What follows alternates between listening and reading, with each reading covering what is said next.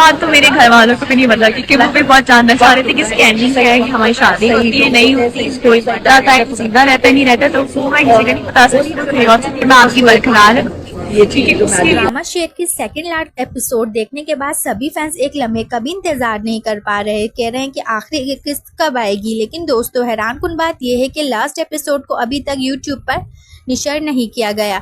बहुत से लोग ये सोच रहे हैं कि शायद इस पर बैन लगा दिया गया, लेकिन ऐसा बिल्कुल नहीं है, क्योंकि दरअसल दानिश तैमूर ने इस बारे में खुद वजाहत करते हुए बताया कि ड्रामे की आखिरी किस्त को पहले सिनेमाओं में रिलीज किया गया है, ताकि लोग बड़ी स्क्रीन पर इसका मजा ले सकें। यही वजह है कि यूट्यूब पर अपलोड होने में थोड़ी देर लग रही है। और दोस्तों, सबसे जबरदस्त बात यह है कि आप अपनी स्क्रीन पर देख सकते हैं कि लास्ट एपिसोड के लिए एक स्पेशल फंक्शन भी हुआ है, जिस शो में ड्रामे की तमाम अदाकाराएं शामिल हैं, जहां दानिश तैमूर के साथ आयजा खान और सारा खान के साथ फलक शब्बीर हैं।